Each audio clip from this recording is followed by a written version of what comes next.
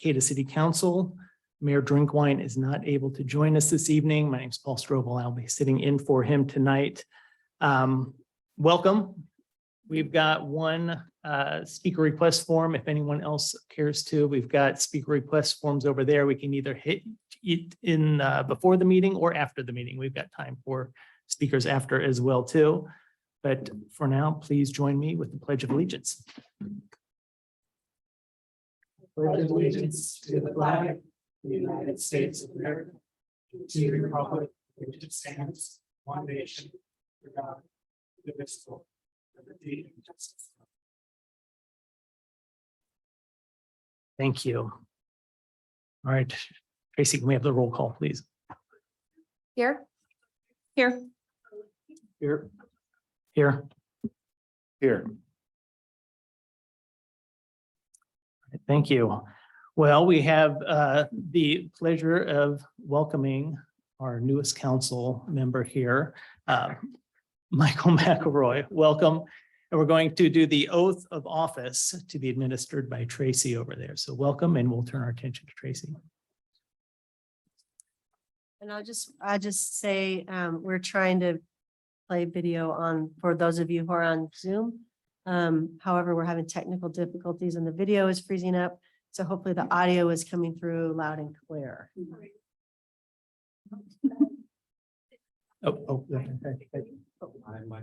Just a second. I just want him to be the only counselor Rebecca. How did you guys do Okay, let's that? start. We didn't. Yes. I'm Michael McElroy. Do solemnly swear I will support the Constitution and laws that I will support the Constitution and laws of of the United States and the state of Oregon, the United States and the state of Oregon, and the charter and ordinances of the city of Estacada, and the charter and the ordinances of the city of Esticated, and will well and truly perform the duties and will well and truly perform the duties of the office of city councillor to the best of my ability. of the office of city councillor to the best of my abilities. All right. Thank you. Nice job. Welcome.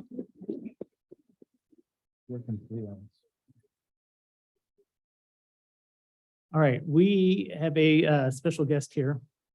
We've now got time for Officer O'Connor to give us an update on the fires. Yep.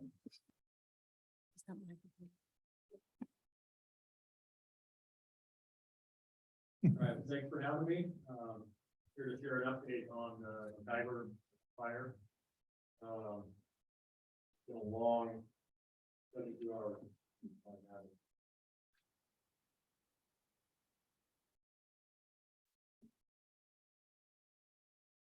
So Friday evening, about 9:24 p.m., Esticated fire was dispatched to a brush fire at Diver State Park. We're right in the midst of an east wind event, red flag warning, both of these.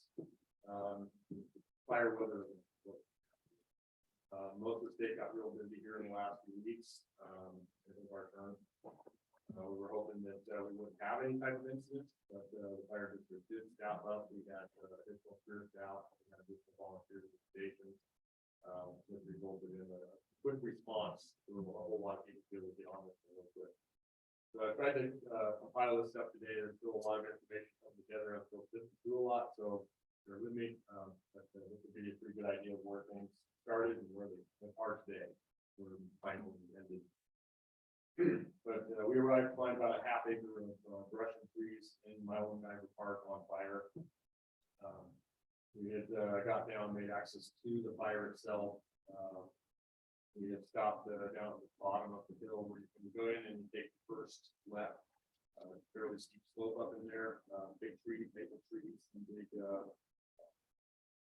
fir trees and whatnot. And we have very erratic winds.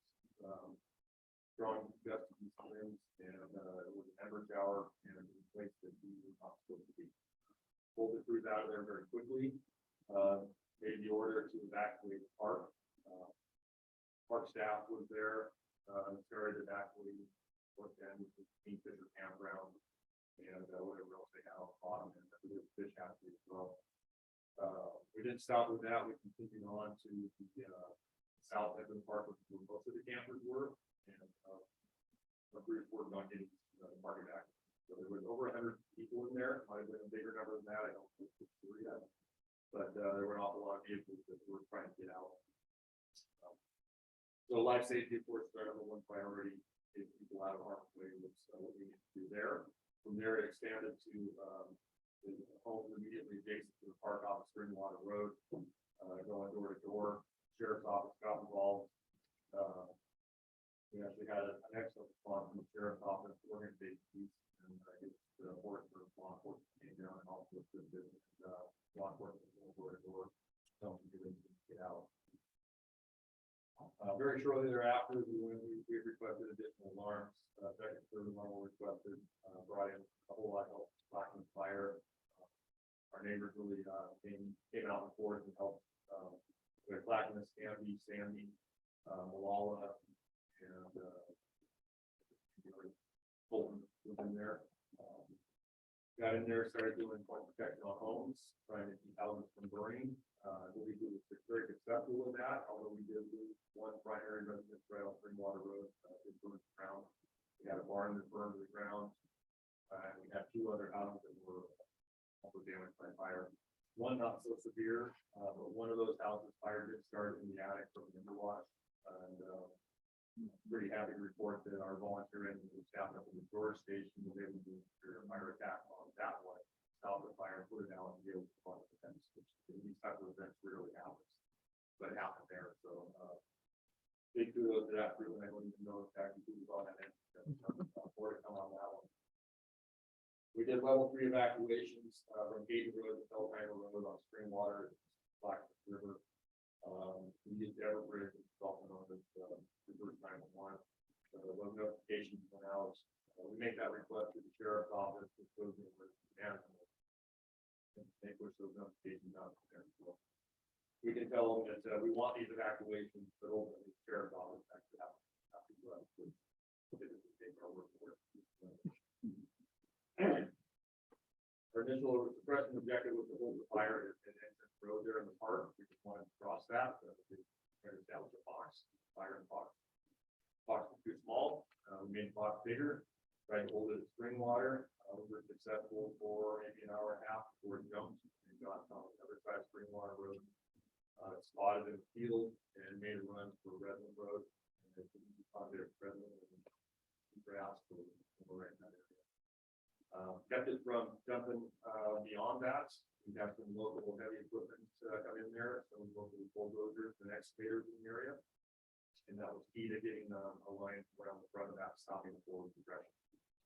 Took a couple hours to get to that point, but once we were there, we felt a whole lot better about things. Notifications were made to the County Fire Defense Board Chief. We did call and respond and come on scene. State Fire Marshal showed up.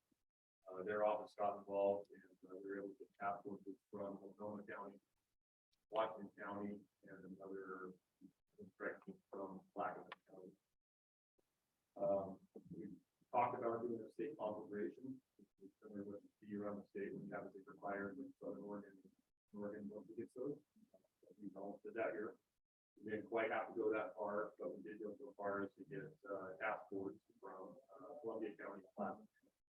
And the purpose of what was to come in and stay in with the north on the fire all night. We got there around 11:30 that morning, and we were able to get our guys off one.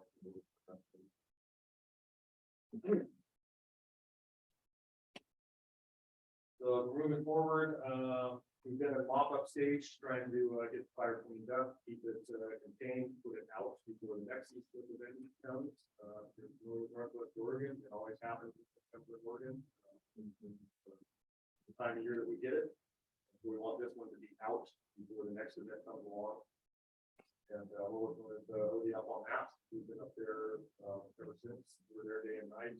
We'll be up there again tomorrow. We've got Blackness Fire helping us with that. We've got their hand crew out there, they call it, and doing some good work. Coffee Creek Correctional Facility has an inmate work crew out there with crews. And then yesterday we had some other dozers, and we did have a helicopter on standby there. We didn't need the resources from Columbia and Classic were demobilized. They've gone home. We have local control on it again. We did get a FEMA declaration to declare that mag fire, which is basically allows federal funding to for suppression costs and clean up. They cover 75%. That's also going to make us eligible for post-depression. I don't know what the term is for it, but allows us to do like brush removal and things like that. There's quite a bit of money available there to us that will help basically the district and the city probably over the next summer. So we're looking into that. What we can do there. All in all, we had 12 engines, 19 brush engines, 8 water tenders, 9 pieces of heavy equipment, 10 jeeps there, 4 hand crews, and a few big fire marshal captains. So quite a bit of equipment. Fire is currently being investigated by the Oregon Department of Forestry state investigators. We've got a pretty good idea of what happened there, but they have to make sure and dot their I's and cross their T's. So they'll be in there again tomorrow. And right in the middle where they're working, we have a great big hot spot that needs to be put out, but we can't touch it. We're kind of waiting on them to finish up there. It just so happens that the ODF protection boundary is right there at the park. So it is a shared responsibility to the Esticated Fire District and Oregon Department of Forestry. So rather than splitting costs dollar for dollar, we're just doing it anytime match with resources. We provide so many people and pieces of equipment, likewise also. In a nutshell, that's where we are. There's obviously a lot that happened in 72 hours. Questions? How soon until the investigators release the cause? I asked them that yesterday, and they were saying it's probably going to be a couple of weeks. They wanted to have all their stuff together before they release that. Like I said, we're pretty sure we know, but for their safety, we obviously stay under investigation. Do you feel comfortable ruling anything out? I'm only asking because you can imagine all the rumors going through a small town this size. And I was just wondering, yes, Yeah. okay. Councilor Lickey. The extent of the damage to the park, how bad is it? We looking like they might be closed through next summer, or do you have any idea like what you can guess? Regular life, what their needs are.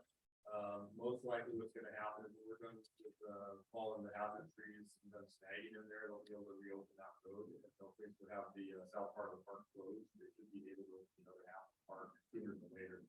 I believe they were going to have reps from their agency up on Thursday to evaluate when and how, but I don't expect it to be terrible. At least we're having. Councilor Dunsmere. I'm sorry, this is a selfish question. Did the gazebo survive? Wonderful. Park didn't lose any. Oh, that's good to know. Any other questions? Well, we thank you so much for the update. I know you've got to go and you've got, yes, thank you. We go and get more information as far as how things progress. We'll kind of do the whole boring stuff and help get out the actual fire site. But Awesome. Well, we appreciate the efforts. We appreciate the cooperation from everyone that was involved in this and the updates as well too. Thank you so much for being here tonight.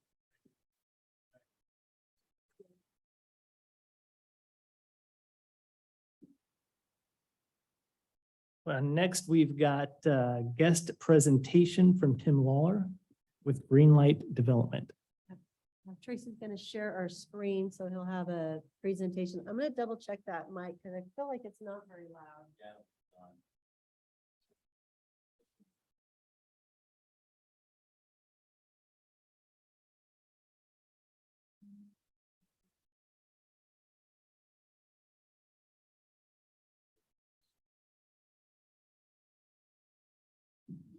I can project, but I don't know if. For recording, yes. I like it.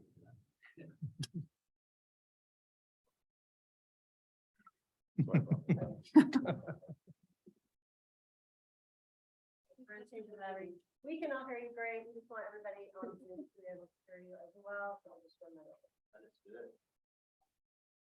Thank you for coming out to the process.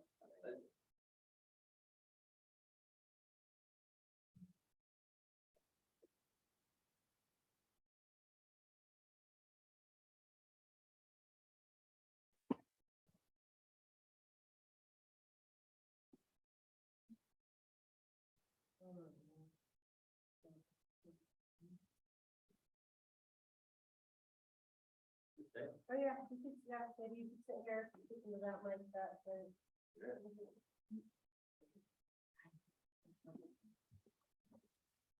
Sorry, good. I have to look behind me a couple times. You're good. You're good. Welcome, Tim. Yeah, thank you for having me, council members. My name is Tim Lawler with Greenlight Development. I am here to kind of present Esticated Apartments. I know there's been a lot of questions. And so, yeah, we just really wanted to kind of present it. Melanie asked me to come out. So yeah, you can go to the next slide, I guess. What's on the next slide? Oh, yeah. So a little intro just on Greenlight Development, where we are based out of Portland, Oregon, but we have been developing primarily multifamily housing for the last 12 years. And in the last 3 to 4 years, we've shifted to primarily affordable housing. And what that means is housing that's typically restricted to 60% area median income for households earning up to 60% of that area median income or below. And, we work with the state, we work with a lot of local partners. We work with the cities, obviously, to get funding to build this much needed housing. We're all aware there's a big housing crisis, so we don't need to go into that. But yeah, about 3-4 years ago, Greenlight shifted to this affordable housing, and our kind of primary focus has shifted to communities around Portland, but typically within like an hour and a half to 2 hours. And we just saw a need. A lot of the big cities really soaked up a lot of the resources from the state, and the cities have a lot more resources kind of built. The bigger cities have a lot more resources built in. So we just really wanted to address these smaller areas. We do still do affordable housing in Portland, but as you can see on the map, we're all over. Right now, we broke ground. We're building in Tillamook, Lawler. We've already broken ground on Staten, Mill City, Corvallis. That would be a big city, but Redmond. So really, kind of these really great communities. We have over 500 units in production right now. We're really busy, and it's awesome. We also ended up partnering with a company called Home First Development. They have a long history of affordable housing. They're very strategic on the policy side, and they're really good with the politics and the handshaking and understanding what's happening, which, as you all know, is very important. And they are just amazing humans, and they have projects in Salem. They're working with YMCA in Salem right now, and yeah, so it's been a really amazing partnership. As you can see, very proud of what we're doing, and we're working and partnering with just great cities and organizations. Yeah, so that's a little background kind of on us at Greenlight. I think you go to the next slide. This is some of our product that we've recently completed all in the last year. Last couple of years, actually. So the top right is the Redmond project, which is the intergenerational for senior citizens and also for families that have fostered youth in their family. So it's the concept of bringing kind of seniors together with families that maybe need more support with intergeneration. Finley Commons is down there on the bottom right. That's actually in Portland, but that's a really unique project. That's for veterans. Permanent supportive housing for veterans, helping them find permanent supportive. And then this is 146, which is what we just most recent when we opened. So that's kind of a real what our product looks like, what our homes look like. You can go to the next page. And so yeah, Esticated Apartments. This is what we're really excited to be building here. We've all spent a lot of time in the area, but we're looking at 36 units is what we're planning. There's gonna be 12 2-bedrooms, 24 3-bedrooms, around 950 to 1,150 square feet. So good size apartments. They are all gonna be restricted 60% AMI rent. So the AMI rent and in the household incomes are all dictated by the state. So you guys can all go to OHCS and find it. I did put 2022's numbers up there. So that is, if we were open right now, that would be currently what the rent is for a 2-bedroom or 3-bedroom. The amenities, so we're really proud of these projects, and they're gonna have 1,100 square foot community room, which is gonna be really nice. The site's only about less than 1.5 acres, so it's a little bit of a tight site. There's gonna be a play area for children. They'll all have balconies or porches. They'll have washer dryers within each unit. Air conditioning, they'll have about storage usually on the balcony or porch. And yeah, really pretty good parking ratio as well, 1.7. Affordable housing typically has a demand less than you would for like a market rate project, a little bit, usually less cars. Our proximity to the bus line is one of the strategies, and close to the library and the parks and schools.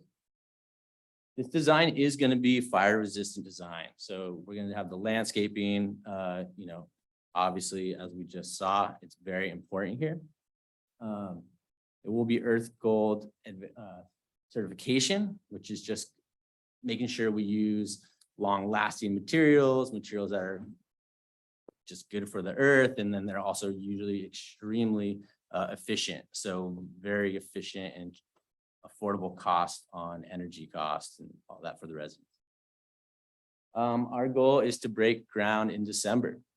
So we're moving, we submitted our documents for permits, and we want to get these houses built. So these are, this is going to be for families. So we're excited.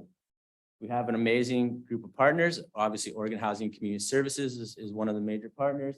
Very fortunate, Todos Juntos has become a great partner of ours, which we're very excited. They're actually going to work on with us in the Lawler project, which we became acquainted with them when we came to Estacada. So we're excited about that. And then All Good Northwest, which is another nonprofit. We are going to be managed, our Quantum Residential is our management company we use on all our projects. They're great. They're very efficient, very educated, and do a great job. We, Greenlight Development Home First, will own this Esticated Apartments for at least 15 years. They're going to own it for a long time, but I just say that, and the plan is to own these long term. So we will be owners. We open up, I know there's been questions about how does someone kind of find these apartments, how do they get involved? So we open up typically the wait list through Quantum Residential, will be on their website, but we work with all our partners. So it'll be Todos Juntos, OHCS, we'll notify the city. Hey guys, we're gonna open up our wait list, X, whatever date, please spread the word. So that way, obviously with fair housing rules, that day it goes, then people can apply. And this, we did receive money from the state because of a fire affected. So part of that, which is awesome, again, especially after that last fire chief, households that have been fire affected will move to the top of the priority for these apartments. So a lot of I think we've already actually gotten, maybe not Esticated, but before we even break ground, we're getting emails from people as soon as it becomes public notice, like how do we get on the wait list? So households from fire affected communities will become top of priority, which is we're really excited about. That might be it. What I put on the next slide.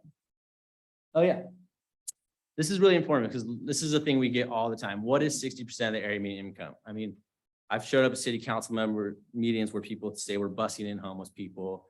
That's not the case. There's nothing wrong with them. But so you can see up here the annual 2022 household income limits from Clackamas County. For a household of one person, it's around 44,000. For 4 persons, a household income of around 63,000. I pulled a quick search on just job listings online of some close jobs that are available. Any one of these jobs would qualify to live in our project for these apartments. As you can see, Esticated School District, you can be a maintenance, you can work Northwest Technologies, Delta Creek Construction, City Estacada. No problem. So that's just kind of give everyone a broad general sense of who could afford to live here. And next slide. And that's kind of the overview, just I'm happy to answer questions. I don't want to take up everyone's time, but we're really excited about these. And there's a lot of questions. Counselor Tinbush. So if you could go back 2 slides, I think. So the 1438 and the 1662, is that before the breaker? That is the actual rent for a 2-bedroom and a 3-bedroom. That is the rent that we will charge them, but that they will be, that is the rent. Utilities will come off that. So usually there's an allotment of say like $75 for a 2-bedroom. So my question, you know, we just had apartments built right over here, and they're just under 1,000 square feet, 2-bedroom apartments, and they're going for I think they were all rented out for under $1,000 a month. That's amazing. It's higher than that. Is it now? Oh, I think the last I heard is he was gonna try to be around Yeah, 1,000. that was the goal. We'll do a market study. And if that's the case, then they'll be lower. This is just, we haven't got to the market study yet. Part of process. I mean, we've done obviously some market studies. But as we get closer to the time, you know, these won't be completed till 2024. Yeah. So that's, yeah, but we'll adjust those. Counselor Dunsmere. Are all of Greenlight Developments projects LIHTC properties? No, Okay, so, can you clarify something for me? So fire affected, households. Mhm. They go straight to the top of the priority list, but they still have to qualify as LIHTC, correct? yeah, those, all of the renters all have to qualify. There's, you know, you have to have income, it's all through the kind of the state application. But they can't be overqualified otherwise. You can't be overqualified. Okay, I just wanted that clarification. So it's a 60-40 LIHTC property. I don't know that term 64. Oh, okay. Well, there's different levels of LIHTC. Yeah. And my understanding is that the 60% AMI is the 60-40, so. It's a 4% LIHTC, which probably is what you're thinking of. Oh, yeah. Yeah, usually if you go 9%, you're usually gonna have a little bit Yeah, lower income. So, yeah. different income levels, yeah, so Yeah. that's awesome. This is the highest that I believe you can go, right? This is the highest you can go and get those low income housing tax credits. Yeah, because there's no low income housing for 80% AMI. Correct. Okay, Yeah. perfect. Thank you. Counselor Licky. I'm just gonna ask the 2 hard questions that everybody wants to know.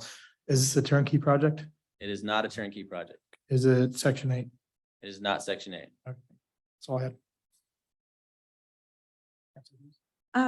Yeah, I was wondering, just as far as the landscaping goes around the outside of the apartments, there are a couple houses that this is gonna kind of sit in between. Mm-hmm. So I'm just curious for the residents that live on Eagle Creek, if that's something that you provide, like a laurel hedge or something as far as like a sound buffer, just with all the coming and going of multiple people. And I mean, I know Eagle Creek's already busy thoroughfare, but. Yeah, no, we definitely will take that into account. You know, there's the 10-foot setback. I need to go look at what our landscape architect has kind of on her final design. She just finished it Friday, so I haven't fully reviewed it yet. Okay. But no, we definitely kind of take that neighbors into consideration and try to, you know, there would be a house, I believe, to the south here. So this is kind of directing a lot of the property to the north. Counselor Licky. Actually, I got one more question. So I believe the spot that we understood it to be is right across from Campanella, correct? One of those 2 empty lots? Yes. Which one is it, of the 2? So it's between Closer to the library or farther from the closer library? to the library. We are working on a project on the other empty spot as well. Ideally, hopefully. Yes. Where are you planning on staging all the materials and everything during the construction with such a small job site? We'll make it work on that job site, but we also have the land 2 parcels down under contract, which we're planning to purchase. So we'll ideally use that land then. Counselor Dunsmere. It may be too early for you to answer this question, but is the second project that you're planning going to be LIHTC as well, or is it going to be conventional? It's to be determined because the state right now, affordable housing is really challenging. Like they release the the notice of funding requirements typically in January. And so it really just kind of depends on how we can make it work and what we can build and if we can connect the two projects by purchasing the land in between. It just depends on a lot of things. But yeah, we would try to still do affordable housing without LIHTC in an ideal world. My least favorite part is the light tech part of Most it. people. it Yeah. is, Yeah. Counselor Lickey. Okay, so 1.7 spaces for parking per unit. What happens when the spots are filled? What's your plan for overflow? Because I'm sure it's gonna happen and always does. Yeah, that's a really good question. That's always like where we normally get the biggest pushback on. I need to go look at, we did a traffic study, we did a parking analysis. Usually with affordable housing, you're around like 1.25 per unit. So we feel actually pretty confident about this one and the amount of spaces. But to be honest, I mean, they're gonna end up, if there are extras, which we feel we have sufficient, they would end up somewhere on the street. Whether or not Eagle Creek can park on the street, I don't know off the top of my head. It's not always the best idea. The question, that 1.7, that accounts for per units for assigned parking, I'm assuming. What about guest parking? That's just per unit. We That's won't do per- assigned parking. It won't be assigned parking. Okay. All right. Any further questions? Great. Yeah. Hey, Tim, thank you so much for coming Yeah. out. We look forward to seeing what comes in here and the partnership there as well too. So Yeah, thank you very much. We're very excited. Melanie's office, the planner's office has all my contact information. We want to be an open book and partnership, so feel free to reach out with any questions. all right, super. Thank you. Thank you. We have time for citizen and community group comments now. I've got one submission here for Brandy.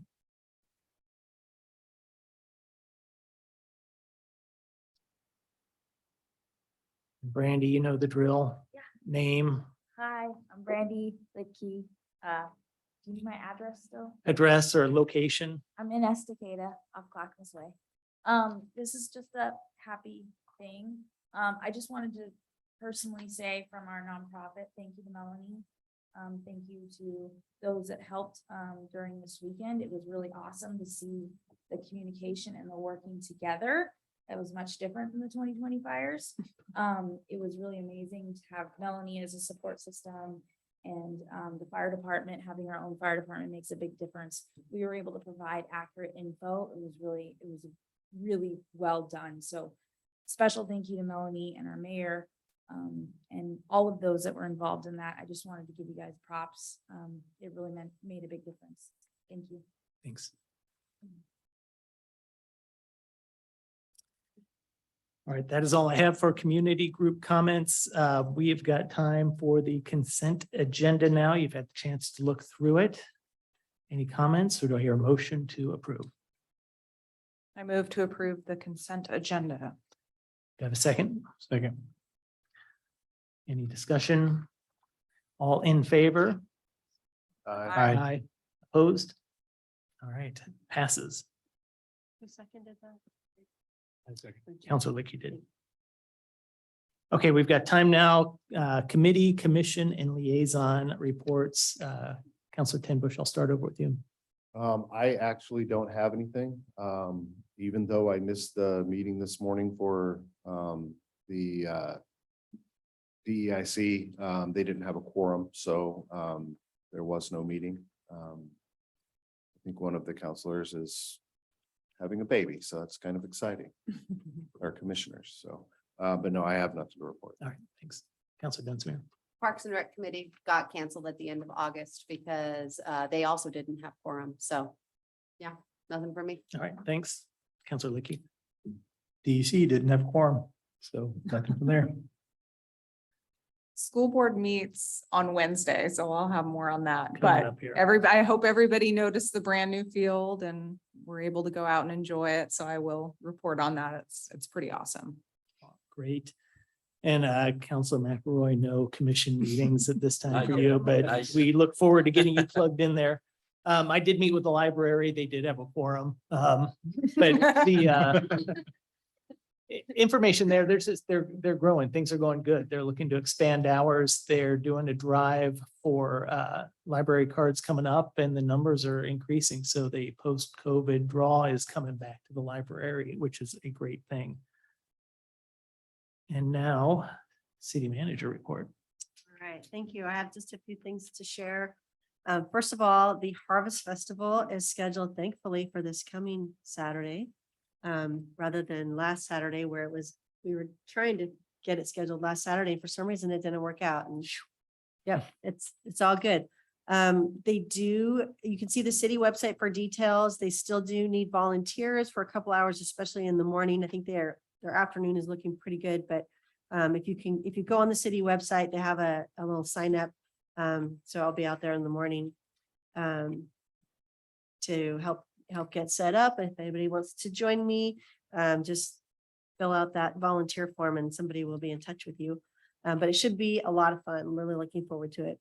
And then this coming Wednesday, we're hosting the LOC League of Oregon City Small Cities luncheon.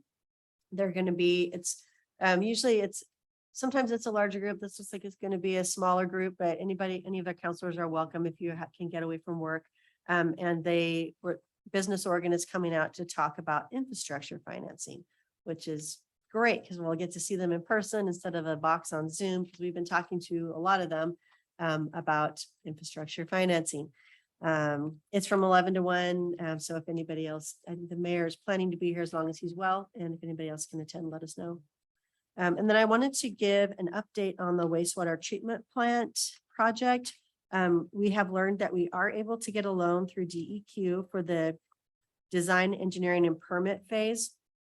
And actually, they will give us a loan for the full amount to go ahead and construct it also. But we're going to hold out a little bit because it's a $25, $28 million project. And they will only, the forgivable portion from DEQ is $500,000. So we're going to go ahead and get a loan for the engineering. If I'll be bringing that back to you, this is our plan.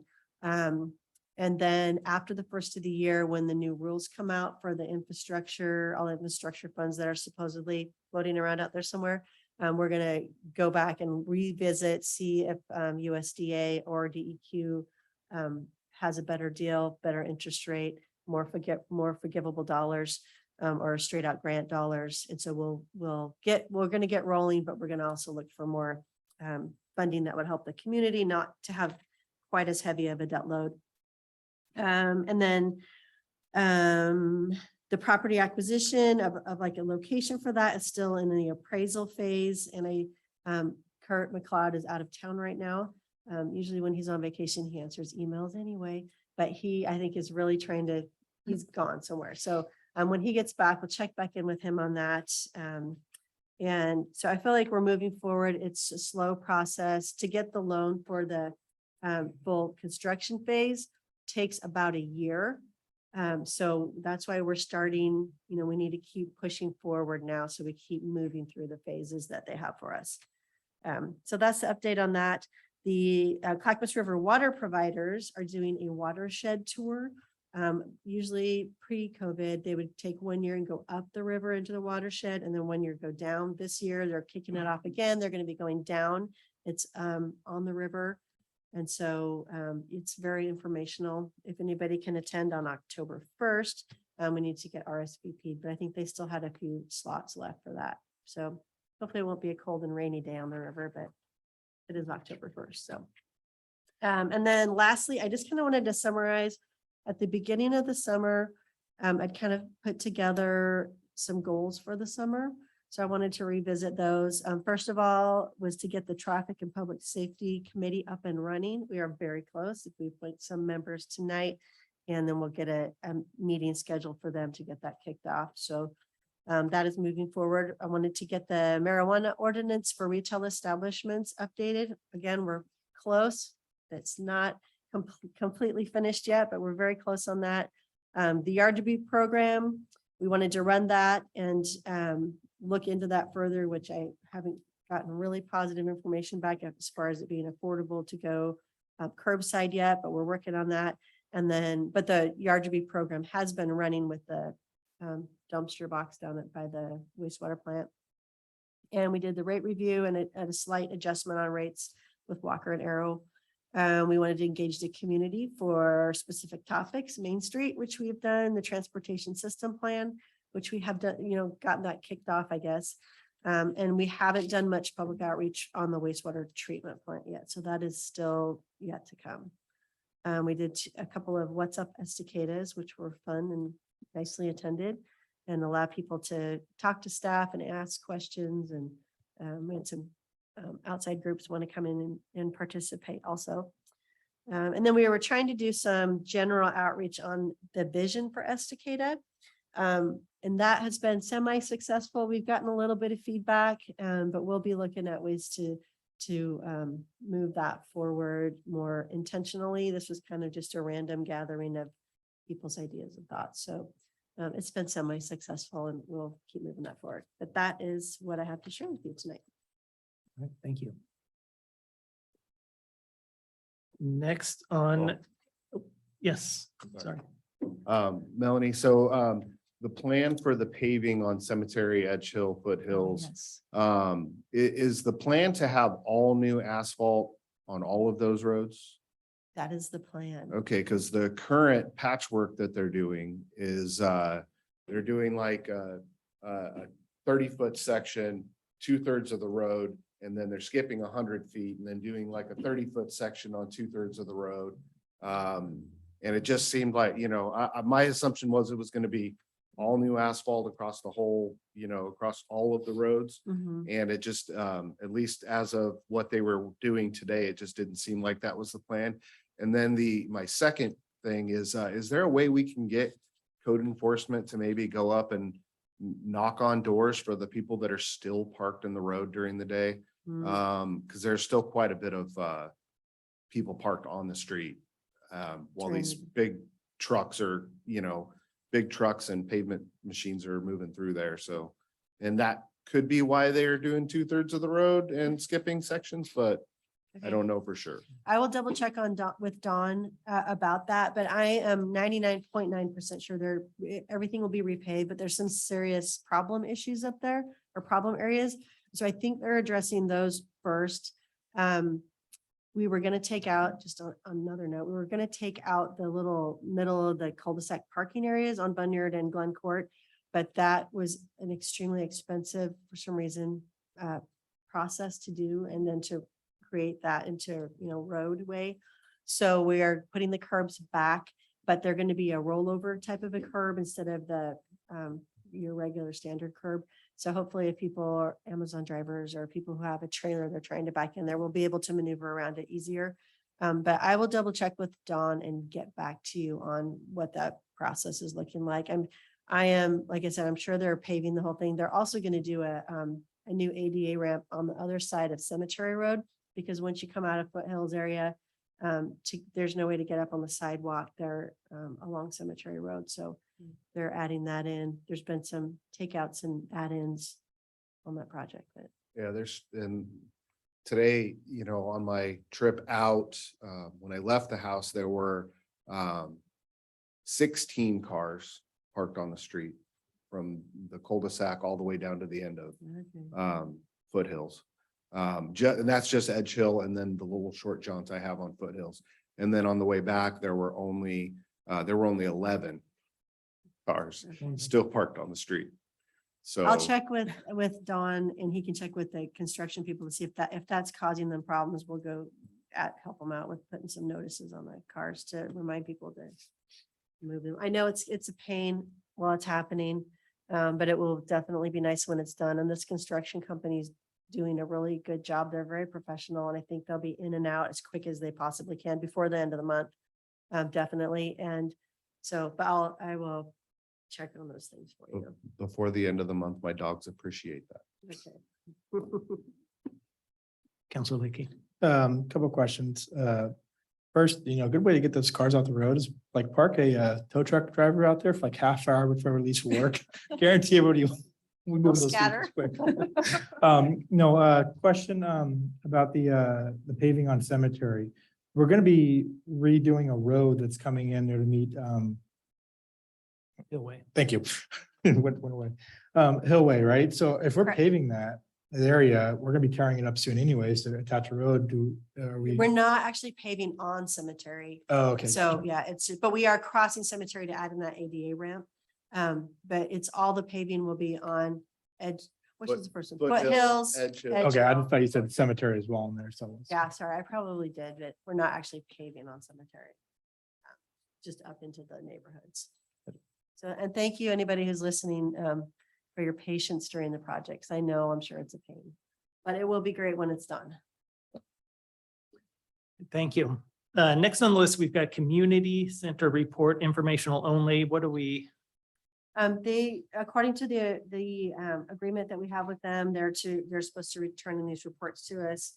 And so we just put them in here so you can peruse them. If you have any questions, I can relay them to the community center. I think they're coming to talk to you. Can't remember if it's next meeting or after that. But they'll actually be coming and giving a report too, but this is just for the record and Okay, super. information. So if anyone does have questions, we can just email you. Sure. Yeah, they did a great job with it. Lots of information. I don't think I realized how much they're involved in. I So know it. very impressive group over there. It's amazing. Now we are on to council business. We have got cannabis discussion. We've got Mr. Watts with us to help lead that. Yes. So I think our journey on this began, well, a long time ago. When you guys adopted zoning maps that allowed retail cannabis establishments in certain locations and not in others. And that was the highway commercial zone. And there are a few parcels adjacent to the highway, kind of outside of the city where that could have happened and it didn't. And so Denise and Sadie approached me to, just to kind of bounce some ideas off of me and ask me what my experiences had been in other cities. And I told them, every city is different, the vision and values of every city are different. And so it's really important in my mind to have community support. Also the cities that I was aware of that had the most positive experiences based on both revenue, because the cities get a 3% local tax, were ones where there were less retail establishments, so people weren't competing on price. My experience has been with cities that have, and I represent one of them, Scappoose, that has a number of facilities just outside the city and inside the city, and we've watched the tax revenue go down just as the products have gotten cheaper and cheaper. I wrote the code for Dundee, the city of Dundee, because of the kind of unique features of that city, where the parks are, where the school is, all those things. We were able to make it so between the setbacks from those amenities and also 1,000-foot setback from an existing retailer, it essentially made it so there would be one in the city of Dundee, and happened to be Chalice. That's who came in, and it is high revenue because the surrounding cities don't allow it. And so if you're kind of an island like Dundee is, then you got people heading out to wine country and a lot of traffic through downtown. They see a lot of retail sales. So my prediction that I made to Denise and Sadie was, given the amount of campgrounds, the non-motorized water activity and everything else, and the fact that it's not legal in Sandy or any other city until you get to Malala, I think, then I thought Esticated would probably do a reasonable amount of business and collect tax. We looked at the community surveys that have been out and the community maps during the process, and there was a lot of hesitation with the community, from the community about this. I don't know if those comments are absolutely representative of the community or the members of the community that most wanted to participate. You never do know with surveys, but the comments that were most common is they didn't want it to be obvious to children that these were stores and what they were selling, and also that they were concerned. They seemed concerned about it. A lot of stores kind of in the downtown. So that kind of helped inform the decisions that as I drafted this, I decided to do something novel, which maybe I shouldn't have done, which was to signal to the community that we did, at least initially, the city intended to only have one store in the downtown. Practically, the way that I could have done that would be using all the setbacks that I've used in other cities. But given the community comments that I read, instead of doing that, I just wanted to explicitly state to people that, well, we would, or now, have one. And then the question would be, well, who gets it? And that was a concern of mine, because I think at this point, it's been legal enough so that various people understand the impact of kind of having, I don't want to call it a monopoly, because there are people delivering to the city. And my recommendation is we still make it legal in that highway commercial zone. And so what we try to do is come up with criteria so that to demonstrate to the community that it would be that the amenity would hopefully outweigh any negative impacts, and also that make it a conditional use, so that if you were to receive 3 applications, 5 applications, but none of them really resonated in a way that made you feel comfortable, that you would be able to say no, and wait till there was one that really moved the needle. And when Denise and I discussed it, one of the things that she had hoped would be that a building in the downtown would be restored, you know, and also as part of this, and that, you know, that the revenue would be, to the extent possible, maximized for the city. So that's kind of how I drafted it. After our last before our last conversation, I got a letter from a lawyer basically saying, well, you can't do that, which is this intersection of city home rule, your own constitutional home rule powers, your ability to have something as a conditional use in a zone, as well as the state's ability to preempt you guys from doing something.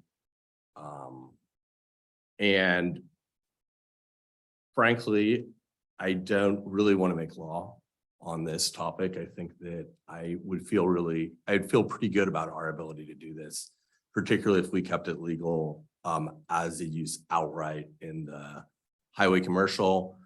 But I think that it is complicated enough that it would probably require litigation. And having said something was illegal before and having to go to the Court of Appeals, and fortunately I was right, but it's a time-consuming and expensive process. So when Melanie asked me what I thought, I said, well, my advice to clients is never to buy a lawsuit. And if you know you're going to get sued, then at the very least, it makes sense to have that conversation and figure out, again, kind of what's the community vision and value, and how can we achieve this in a way that's most likely not to result in litigation. So I think that leaving it legal, in my mind, the best way to do that would be leaving it legal in the highway commercial zone and having it as a conditional use in the downtown. So we're still signaling to the community that it's definitely a project that we want the community to get behind, is probably the way to do that. And then building in those setbacks. So 100 feet from it's 100 feet from Main, and yeah, Main and Broadway. 100 feet from Broadway, and then 1,000 feet from another facility would cover most of your downtown. It might be possible to get to, but again, because it's a conditional use, if you as a council or the community only wanted one facility, it could be limited that way. And so that would be my recommendation on how we can meet the various competing community needs. Can you clarify for us the conditional use piece? So there, in any zone in a city, there are usually uses that are allowed outright, and then there are uses that are allowed conditionally. And so if it's an outright use, it's outright use. We still would want to have, you know, all the things we normally do with Oregon land use, which is clear rules that are easy to follow and all that. With a conditional use, it's kind of we'll allow this if it makes sense. Or maybe we'll allow it because we only want one. So maybe something like a drive-in movie theater. You know, that's something that maybe you'd want one of in the downtown, but you wouldn't want 5 of. Not that there would be demand, but and it kind of signals to the developers that they need to do extra due diligence. They need to have extra conversations because ultimately you have veto power. Whereas if someone buys a housing lot and they're willing to do the 10-foot side setbacks and they're willing to do the frontage and all that, they can build that house in your like R1 residential zone by right. So this would be something they can't do by right, but they can do it if it's the right project. All right, go ahead, Councilor McWhorter. I was trying to go over the results of the survey. It was a little bit confusing. Was it the questions asked specifically as it relates to the downtown area? Because like, for instance, there was online input on the first question, which was, should Estacada be more restrictive than state law? And it was about, I mean, a little bit over 50-50 on the answers, yes and no.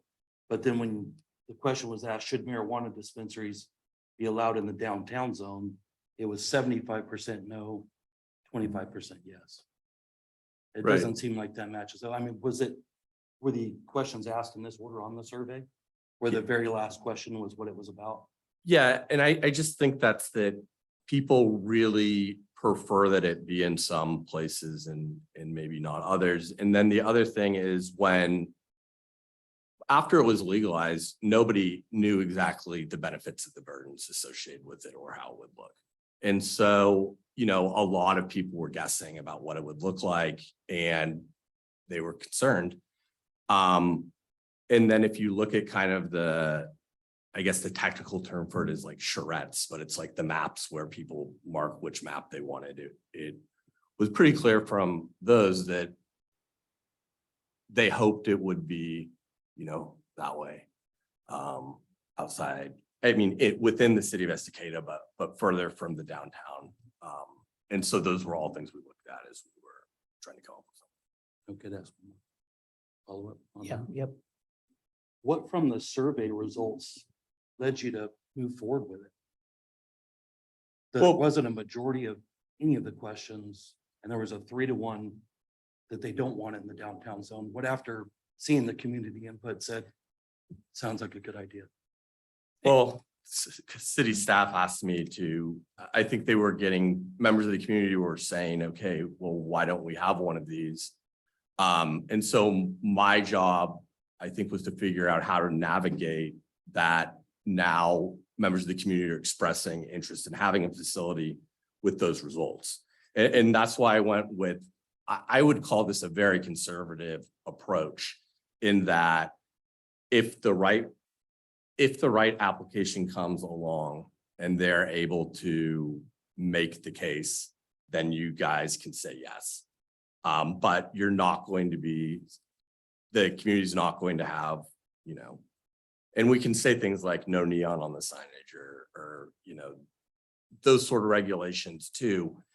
But yeah, my task was to come up with something for the code that would allow it in the downtown. And so that's what I did. Yeah, and to be clear too, that the city attorney was not the one that decided to move forward. Oh, That was yeah, the work of the understood. council as well too. And in conversation that we had, the downtown zone, as we talked with people, typically meant they don't want it on Broadway or Main. So we looked to expand it from there, what would make sense in a way of a compromise then as well too. Did you have any more? Okay. Okay, Counselor Licky. So just to kind of clarify a few things you said. One of the things you had originally said from the last meeting when they brought the letter was, we have an option to just not change anything. That's the safest route to avoid a lawsuit, correct? Yeah, if you kept your code as it is today, nobody's raised the question about that, and there's no reason to think they would. Okay, so the ability to limit it based upon liquor stores, was that a question legality wise, or was that something that we're trying to steer away with to appease a letter, or what was that? Well, I mean, so. And I don't want to get too deep into the home rule or why something can happen or why something can't, but prior to prohibition, various cities in Oregon had their own liquor tax. And so Portland might have a higher tax than Astoria. Then prohibition happened, alcohol was illegal, and then prohibition ended, and the state of Oregon decided they wanted uniformity in the taxation. So what they said was, we're basically going to wipe away all these previous city taxes that have been imposed, and what you pay for a bottle of alcohol, like let's just say a bottle of Smirnoff, what you pay for a bottle of Smirnoff, whether you're a hospital using it to treat somebody with detox tremens, whether you're a bar buying it to serve drinks to people for pay, or whether you're a consumer buying it in your home, is the same price. It's the same price in every city in the state of Oregon, in every liquor store, in every city, and regardless of use. And that got appealed to the Oregon Supreme Court because the cities wanted their money, basically. They liked that tax source. And the legislature's argument was, because they wanted uniformity, regardless of use and regardless of cities, they should, for emergency reasons, be able to preempt cities from having a local tax. And the Oregon Supreme Court said, yes, we agree, which is why there are no local liquor taxes. When the cannabis statutes and regulations were drafted, they were modeled, they're almost a mirror image of the statutes that regulate liquor, but there is no uniformity. So whether you buy it for medical purposes, you're not paying a tax, you're paying for your card. If you're buying it, what you would spend per ounce, per product varies dramatically all throughout the state. There is no uniformity in price, and there's different taxes based on use. So my view of that was, if they're relying on the prior Oregon Supreme Court case related to alcohol in order to preempt all these local things, the underlying facts just aren't the same. So all the reasons the court argued, all of the reasons the court cited in one, they wouldn't sign, they aren't present here. The other piece is that my own experience in the cities that I represent, and a number of them have this, is that they compete on price. And so like when I'm driving to Scappoose, I pass the sign for the place, and it was $2 pre-rolls and now it's $1 pre-rolls. So that's 3 cents a pre-roll. Whereas if you look at what stuff is going for, and this is an extreme example, but Ontario, Oregon, where they did $100 million in sales, that's $3 million in product. I don't know with 100% certainty, but I'm reasonably sure that the price that the 4 dispensaries are going to charge is significantly higher than what someone would pay outside of Scappoose. So it is to the benefit of a city if you want to maximize the revenue by not having like 20, competing on price. It's in the city's best interest to have a limited number in high demand. And it's not just Dundee. Like if you look at when licenses sell, like Beaverton, which did a lot of these limitations, the licenses itself were significantly more than what in Portland would be sold for. Right now, there's a moratorium on new licenses, but there is a moratorium on transferring licenses, so licenses can be transferred. And I am on I was appointed to the OLCC committee that's looking at all these rules. So, and we're meeting on Wednesday morning. So it's possible that the rules statewide are going to change in the next legislative session, but we have the rules that we have right now. So that's why I believed that by signaling to the community that we would do the liquor store thing, that, that would further signal to them that we were taking a cautious, proactive approach. And, if we got a lot of people who were very angry, then obviously that's going to impact whether it goes forward or not. But I don't know that there's been a lot of community anger to the proposal thus far, at least. Councilor Tenbush. I don't have a question. I just want to clarify to Councilor McElroy, those surveys, they represent 1%, maybe 2% on some of those surveys of the population of the community of Estacada. It's a very, very small sample size. So that's why you're seeing, the results that you're seeing on some and not, and different on others. It's a very small sample size.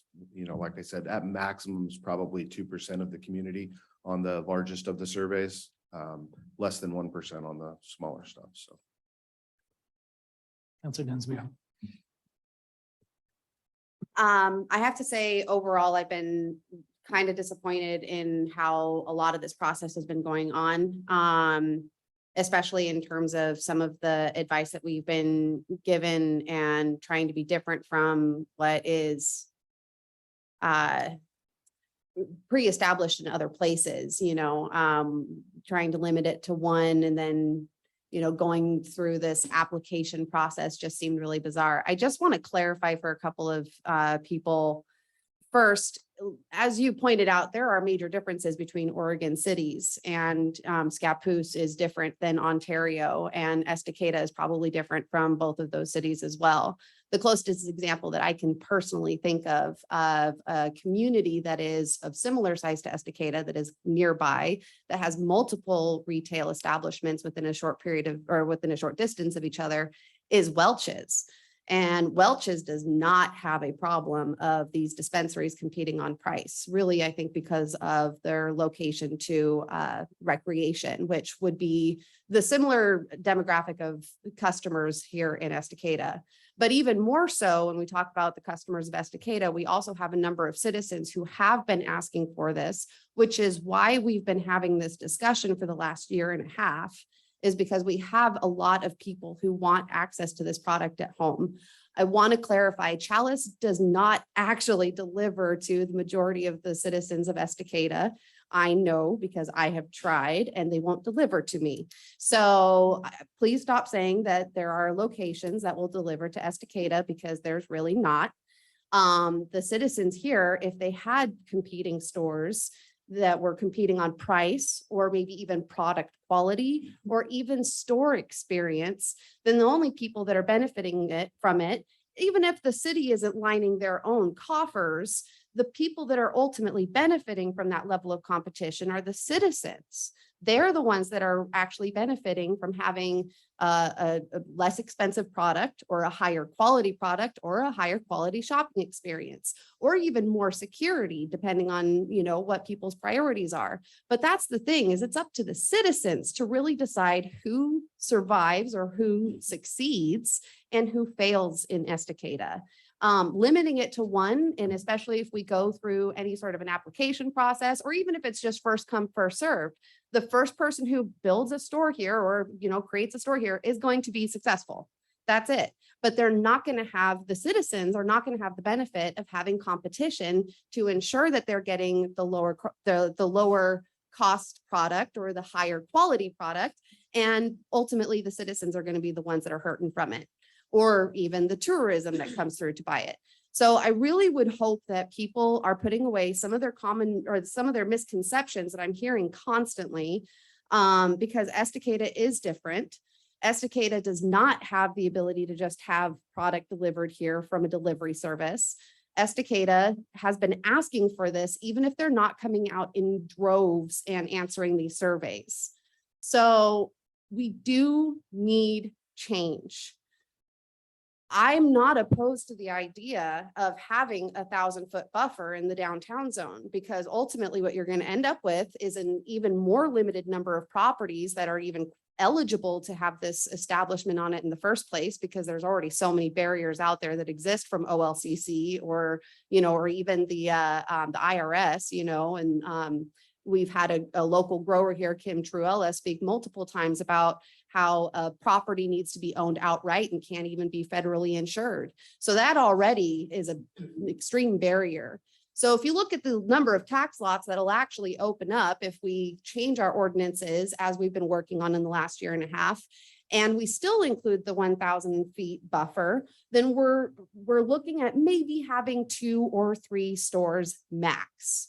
And of those 2 or 3 stores, if they compete in price, sure, the government can't line its coffers as much, but the citizens will ultimately benefit from it. And we will still ultimately end up with additional tax revenue that we're not receiving right now. So I'm really hoping that we can move this process along without talking about just tabling it and giving up on it altogether, because that's come up now twice in the last 2 meetings. And I really am getting tired of hearing it, because we've been working so hard in the last year and a half. We've had survey after survey, open house after open house. And I'd really like to see some concrete ordinances change so that moving forward, we can have an industry open up in our city. Thank you. I'll get you here in a second, but what are you looking for from us tonight? I know with the planning commission had some concerns. Their concerns were the language of the number in here, and then the number that we would allow, and then the other one was the selection process as well too. What are we hoping to accomplish? Well, I mean, and again, the right answer is whatever a majority say is the right answer. And on any city council, have a broad range of opinions as to what that right answer is. And then ultimately you guys have to weigh that and, thoughtfully move forward in a way that works for Estacada, which is a unique place. It's like the vision and values of every city are different, which is why people choose to live there. So what I would like is, and again, that I know the whole application and people kind of competing, and after talking to Denise and Sadie, the reason that I came up with that was so that you guys could choose, and also so that the community, and if you want unlimited ones downtown, I mean, then that if the majority of you want that, that's the right answer. I'm not suggesting that isn't the right answer, or that one is the right answer. I drafted basically what people anticipated you guys might want. So that is another way that would be another way for the community to come out and decide whether they wanted this in downtown or not. So if that's the direction that you guys want to move in, and I think we can do that. And we tried to make it fair and objective. Maybe we got there, maybe we didn't. But if that's kind of similar to what you guys want, then we can button this up and bring it back to council. So I know as we've worked through this, just me personally, definitely in favor of the 100-foot off of Broadway and Main, but I am definitely more open to entertaining a 1,000-foot setback. We would do that as opposed to the number of liquor stores in town. Is that my understanding? Yeah, we could certainly do that. It could be 100 feet from the streets and then 1,000 feet from the nearest one. And then how many there could be would depend on frankly, the location of the first one. So then, I'd be interested to hear from the council on that. And then also the part though, that gets me still is the selection process. If we do have 5 applications coming in, what you're proposing there, is there is this in place in other cities? Did Dundee do this too? I think that's the part that has gotten some other people nervous. Yeah, no, Dundee just had Chalice come in first in the door. And I think the reason that we came up with this is that city staff was aware of at least 2 that were interested, and there were the potential for more. So, so do we do it based on like who gets their application in first, or do you do it on the one that offers the most amenities to the city? And their proposal could have a variety of things. They could say that they're willing to invest X amount of dollars into the building. They could, I mean, it's basically like anything where someone's competing, they're going to put their best foot forward. And you're going to have somebody that, you know, you're comfortable with or not. And again, because 70 of the people that responded to the survey, because a lot of them said they weren't comfortable in the downtown, we wanted to give them as many ways to feel good about their ability to influence that going forward as we could. That was kind of the directive to me. And so that's why I did what I did. And is that in use in other places? I mean, does that put us at risk? I think anything we do puts us at some level of risk, but I think that this is relatively low. And again, I would hope that the people that want this would feel like they were treated fairly in the process. And I would hope that we would have as many objective criteria as we could, so that you truly got the one you were most comfortable with, if any, and that the people that participated didn't feel the process was so burdensome that they didn't pursue it, but also felt like they were treated fairly. That would be my hope. Okay. So I guess from a council standpoint, we'll get you in a second, or Either way, it's fine. You can go. Okay. I just wanted to clarify. all right, I want to hear what folks' thoughts are on the 1,000-foot setback and then the selection process as well too. But Councilor Lickey, you had your hand up before. Well, as far as a 1,000-foot setback, I don't really agree with it. I think he mentioned something earlier that I'd really be willing to consider, and that's what we originally discussed. Basically keeping limitations of what's here down to 1 and opening up I think it was a highway commercial zone, which is out there by, if I remember right, that's by the industrial area, right? Kind of heading out that way. I mean, I'd be willing to entertain that. The 1,000-foot setback, I think that's kind of productive, what we've spent a year and a half discussing. And to clarify a few things, I believe the number of people that took the survey was over 300. So that's much closer, like around 8 or 9% of the town at the time. I meant individually, the surveys. Yeah, there was about 300 some odd people took the surveys, I believe is what they were. All the surveys together, that's across all surveys, it was about 300 and 327, something like that. So, and then as far as Katie's, Councilor Dunsmuir's comments about Chalice, I actually called and spoke to them about 2 weeks ago. They confirmed for an extended delivery charge, they'll deliver up to Promontory. So they do deliver here, and that's per them when I called them and talked to them. So I wanted to make sure when I spoke about it, that was actually something that was confirmed. So and I'm happy to reach out to them, get into writing if you need to. But that's to answer those 2 questions. So like I said, I don't feel comfortable with the 1,000-foot rule based upon that information, and there's other options out there. So Let's give some folks. So the option that you're considering, Councilor Lickey, is keeping it the way it is. And that's counterproductive from what we've been working on for the last year and a half.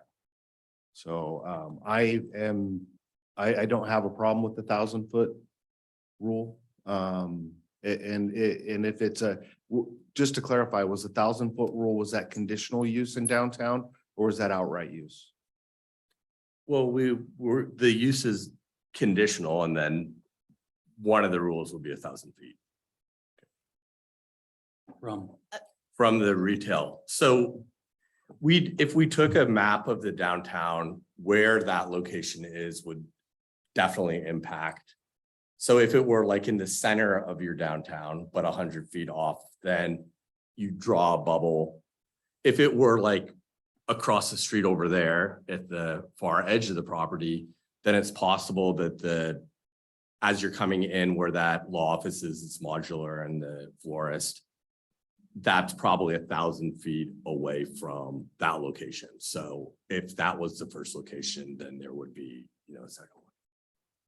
Okay, just so we tried to measure that on Google today, on Google Maps. And so it looked like, from what we were seeing, like if somebody put in one over on that part of town, then maybe like near Subway would be 1,000 feet. And then maybe another one out like on Second might be, so we were looking at it, if they could lock down the places, it might end up with 3, which is not what we were hoping for. But I don't know, I don't think we can go any further according to the ORS than 1,000 feet. So that, but then we do have a couple of questions, like, do we want it to be the outright use? And then an application process or a conditional use that the council approves. Typically, conditional use is approved by the planning commission, but we could write it in such a way that this conditional use comes to the council. Taylor believed that it could. And then one other thing, one more complication in the downtown. I don't think I might have mentioned this to you, Peter, but I don't think so, because we just discovered it this afternoon. That in the downtown, there's a requirement for transparency. Like I think 50% of or 50 or 60% of the first floor has to be transparent, and then 40% of second story. And marijuana retail stores are required by the state to have 4 opaque walls. And so that doesn't fit the downtown zone requirements. So they couldn't even be in the downtown zone. So we'd have to, would you be okay if we wrote into that, that we could waive those transparency requirements based on the requirements of the state? So that would be another, so outright versus conditional use. And then are you okay if we waive those transparency requirements? So you're talking about like glazing, so the number. Yeah, of they have windows. to have like a glazed Okay. window, or they can't be. Thoughts on the glaze? I'm sorry, I wanted to go back to what he was saying and then what he was saying, because I think you and I both we understood his comment differently. So previously he had said, why don't we just keep it all the way that it is right now? But I don't think that's what he said this time. I think what he said was, let's keep it to limiting it to one that we have been talking about. But my question, I wanted to just clarify with you. So your suggestion, Counselor Litke, is that we should just limit it to 1, which would ultimately open our city up to a potential lawsuit that we could ultimately spend millions of dollars litigating. I believe the argument that was made during that letter was the selection process, not the fact of limiting it to 1. Was a core piece of there. Would I be correct in that, Peter? There were a number of concerns in the letter, but yes, they didn't understand the criteria that would be used for the selection. They also didn't think that we could limit it in the zone. But look, between schools and churches and city hall and parks, we can craft setbacks in ways to get to something. The problem is it might result in there being one building in the city that it could be. So again, it's whatever you guys want to do, but we would need to take a look at, probably grab Taylor and take a look at actual feet, so you guys could better understand how this would look. As far as Melanie's question for the other things, I think if we could write some sort of an exception for this industry, I would agree to that. And then I, again, don't have a problem with the 1,000 foot setback.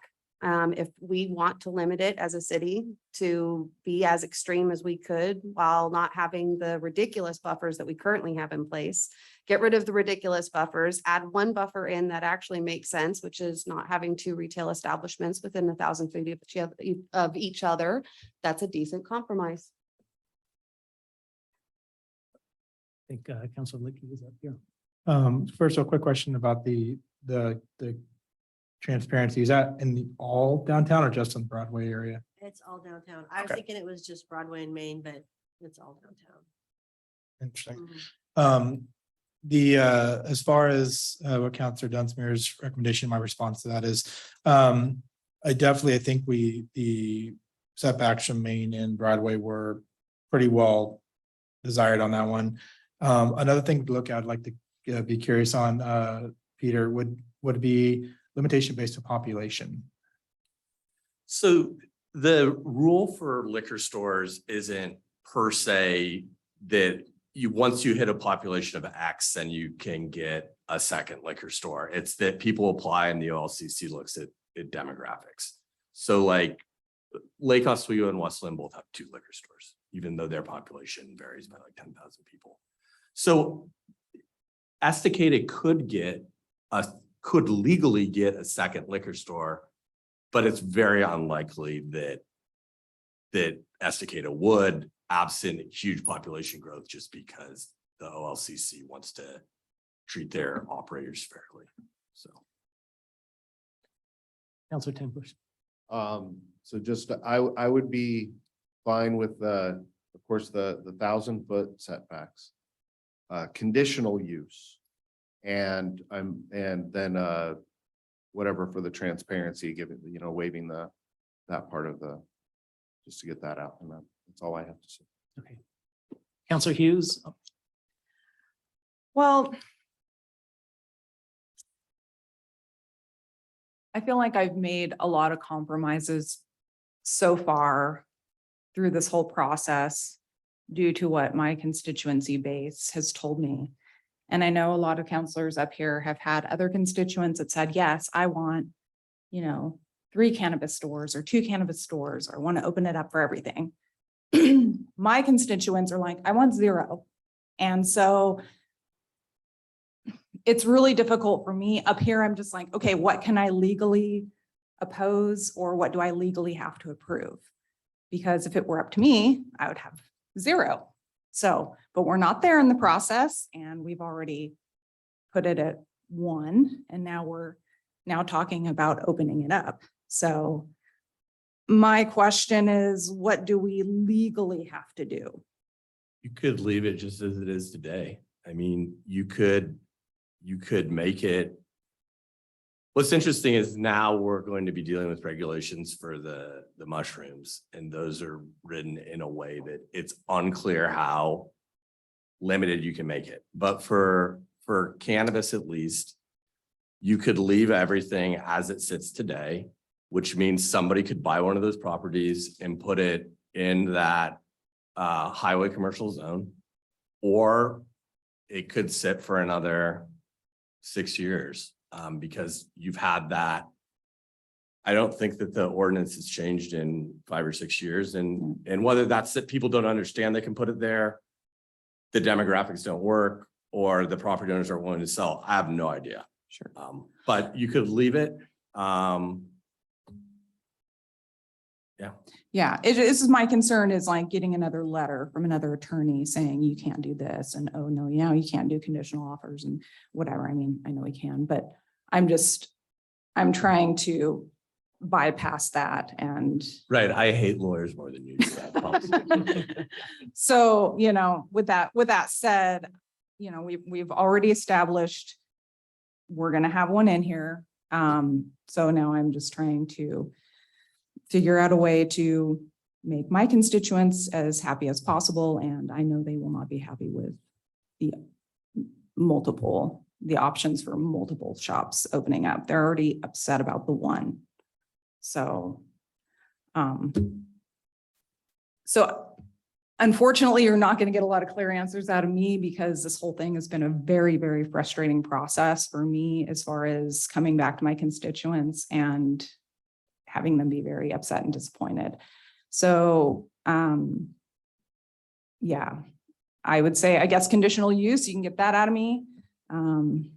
Transparency windows, this is, so we could have it, so we would have to have those windows open, like not blacked out. Is that what you're saying? That's what the code says now, so. City that's code not- says now. City code says. City code Okay. says, yeah, and so, and that's not allowed, so we'd have to make an exception for them to be in the downtown zone, which is probably not, I mean, probably not a huge deal for one building. We have Okay. some other buildings that are kind of grandfathered in that have not a lot of windows in them too, but yeah, we'd have to make an exception for that. Okay. All right. And did you have something you want to chime in here? I before wanted to get just recall what the planning commission was asking. They were unclear on the method for measuring 100-foot distance from Broadway and Main, but that's easy to answer them because it's actually written in a different part of the code, how you measure that from property line to property line. So we can answer that. They didn't believe the number of dispensaries allowed was clear as it was worded, although I think we all understand that's very clear. We're limited to one, but now whether we can actually, how we do that is up in the air. So I think it's clear how it was worded. We just need to explain it to them. But that might not be what we're doing anymore. And then they also felt that it was subjective on how we choose that successful applicant if we're only allowing one. That's the most difficult part. And so we had made we'd made some changes in the code language to say that the cannabinoid retail business shall be selected after a competitive process if the mayor and city council determine and make findings, identifying an applicant that sufficiently and best meets the selection criteria established by the city council. They didn't, now the other attorney didn't like that because we didn't say what the criteria were. And so I think we'll need to maybe. And we had come up with some of those criteria and presented them to you, but Mhm. that wasn't part of the ordinance. And I think what that lawyer is saying is they want that as part of the ordinance. And ordinances can always be amended, so you guys should come We'll in, need to tweak it as needed. So I guess the big questions are conditional use is what I'm hearing, so you would approve. And then 1,000-foot buffers is okay with some, but that leaves us open for more than one. But I mean, we might only get one, but it leaves us open for more than one. And so how do we manage that? And do we want to go back to leaving it open in highway commercial? Well, if we're gonna do it as a conditional use in the downtown, we'd want to leave it in the highway commercial. And highway commercial was outright allowed? It was allowed with buffers that basically limited it to 4 lots. I couldn't tell, looking at your map, I couldn't tell if it was 4 parcels or 6 parcels. One of those parcels was that there was like some logging or bark dust, or there was something going on there. I can't recall. There was one that was in industrial use, it seemed like, and then a couple of empty ones. Some abatement issues on that property. Okay. It's the one over in the industrial park. It's by the highway. It's actually on River Mill. On River Mill Road. The Councilor McRoy, haven't heard you chime in. Yeah, I'm new to it, so you guys have been working on it for a year and a half. If it was so desired by the community, what does the process look like for having the community to decide about it coming in? Why didn't it go to the ballot? I'm just wondering why it didn't get put on the ballot for people to vote for. bringing it in. We've had open houses, we've had surveys that have sent out, paper surveys, electronic surveys as well too. So we've done quite a bit to engage the community in this. And I can answer a second part of that question, why it didn't go to the ballot is because back in 2016, 2014, when it was legalized, there was actually a process for cities to go through to put it on the ballot. But Estacada had so many people vote yes to legalize marijuana that it didn't even qualify for it to go to the ballot. So back when it was legalized 6-8 years ago, there was enough support for it at that time that the city did not qualify for the voters to vote whether or not to ban it from within our city limits. So It can't go on the Sandy, it ballot did. or no? It can't go on the ballot now. I'm just trying to understand. It can't go on the ballot now. I can explain that a little bit. So code amendments don't go on the ballot. And I think as much trouble as we're having trying to come to a way to make this happen. There's really no way there's no yes or no question that could go on the ballot to narrow this down. So that's why we've tried to do the outreach, try to find out what the community wants. We find out that, a lot of it is either like, no, we don't want it, or yes, we do, but it's been hard to get to this point of compromise. Cities That's- and counties yeah, that where it that's- didn't pass, like Crook County and City of Prineville are an example of that. So they then passed a moratorium. So the countywide, then there's a moratorium on it, and will be unless they decide to override that moratorium. Mm. But these kind of decisions are kind of complex, and so that's why we're trying to work it out with the city council and how to make it happen. So then your 2 cents on some of the things that we've discussed then. I would just lean, the only information that I have is the survey results, and it's overwhelmingly that they don't want it in the downtown zone. So I don't know why I would go against the information that we do have. If we need a larger sample size, then get a larger sample size, but my So- personal opinion would be to go with the information that we do have. So Why if go that's- against that? If that's the case, then from a council standpoint, we had originally went with the decision to allow one essentially as the compromise then. And I'm trying to get a consensus here from the council now. So far, we've got 3 that would say 1,000-foot, 2 that would say prefer not to have that 1,000-foot. That'd be a no in the Okay. downtown zone. All right. I want to clarify something, Peter, regarding the letter and limiting it to one in the selection process. My understanding is that one of the biggest arguments that attorney brought up is we don't do that with any other industry ever. Like if we had 5 grocery stores come to Estacada and say, we want to open a grocery store, we don't have a process of saying, yeah, we want that grocery store. None of you guys can do it, but that grocery store. We don't do that with pharmacies. We don't do that with bars. We don't do that with literally any other industry in our city.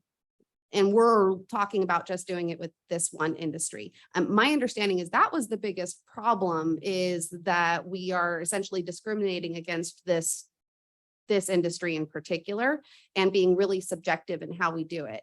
And that was my understanding is the biggest issue about limiting it to one in the selection process of how that happens. It's one of the reasons why I like the idea of having the conditional use, is so that the community still has an opportunity to talk about it before any development or, or business opening is approved. And then having that additional buffer. So if we had no Main and no Broadway, which when you look at the survey results, it was really clear when you actually spoke to those people who said, we don't want it downtown. I literally heard someone say on a video, I don't want it downtown, put it by the liquor store, which is downtown. And there's a lot of people who do not realize what downtown actually is, and they think it's Main and Broadway. So that being said, I'm okay with the buffer of not within 100 feet of Main and Broadway, not within 1,000 feet of each other. So you're not driving by 3 in a row because people don't want to be inundated with the view of a bunch of dispensaries. And I think that the ordinances that we've been working toward and having those appropriate buffers is the best compromise we're going to reach. And really, if we have 1,000 feet buffer from each, retail establishment, like you said, depending on where that goes, that could limit it to 1 anyways, or maybe 2. And if we end up with 2 because it just happened to work out that way, then the only people who are going to be benefiting from that are the citizens. So the question you'd asked was about the 1. No other industry, you'd said that. Do you agree that that was one of the lawyer's biggest issues, is that we don't do that with any other industry? I mean, in my mind, and I'm a big proponent of constitutional home rule, and I think that people move to any city in part because they like that city, they like that atmosphere, they like what it brings to the table. They like the people, they like their neighbors. I mean, I would hope that's why they choose one city over another. And there's certain cities that limited this how they could. Beaverton being one, Dundee being one, Tualatin, I had sent the mapping on Tualatin. It was like 95% of the city you couldn't do it in, and then the one little slice, and as soon as the store went in, then that little slice would go away. So if you want to do 1,000 feet from City Hall, if you want to do 1,000 feet from a park, if you want to do 1,000 feet from a daycare, there are all these tools we could use in order to come to that outcome. Downtown, or you could leave it as it is, or it's whatever you want. And you know, you guys are here because people trusted you to decide what the vision and values of Estacada were and how you wanted to see it develop. And I feel about this exactly how I felt 6 years ago, 8 years ago, whenever it was, which is that there are benefits and burdens of this or any other business in a city. And so as every city looks at this, I would encourage them to weigh the benefits with the burdens, to create a situation that's going to be as successful as you possibly can. And then, you know, to listen to your constituents and the folks that care about it. And if you do that, I think that it'll have the best chance of being successful. Whether that answer is 1 or 3, I can't tell you. Whether it's 0, I can't tell you. I mean, that's for you guys really to decide, and then I will do the best job I can to insulate us from legal risk. And again, I kind of thought outside of the box on this one, maybe a little too outside the box. And part of that was to signal to the community, this isn't going to turn into, you know, Southeast 82nd or something where you're passing a bunch, because I thought that that's not what you guys wanted. And that's what we tried to do, but we can do it based on parks and everything else and still get to that outcome. So I feel like we're at a split decision here as a council, and we're trying to get consensus, and we don't want to table this. We want to move things forward as well too. Conditional use, it seems like that we're good on that. The opaque windows, I feel like we're good on that. As far as the setbacks of or the setbacks of 1,000 foot, I think some folks are feeling no. The compromise was to allow one in the downtown zone. Maybe the compromise is to set it up maybe in a different way to allow one in the downtown zone and still allow for the highway zone as well too. I mean, I'm honestly, I'm on the fence on this one. I really am. And I'd like to have this continue to move forward. I'd be willing to go whatever we can do to get this moving forward. And if it's one in the downtown area, a way to establish that, I think would be good. I go back to something that I believe you said, Peter. I don't want to put words in your mouth, but to start off conservatively is a safer way to go than to start off allowing a bunch of folks to come in, because we can always expand. We can always evaluate this in another year. We can evaluate this in 6 months. This can be reevaluated to allow more stores. Should this be successful? Should people embrace this as well too? So I think there's opportunity to take care of people in the future, or as this thing progresses. Right. So what I said is that once the use is in use at that location, it's what's considered, even if after the fact, you guys are like, this was a terrible mistake, we shouldn't have done this. That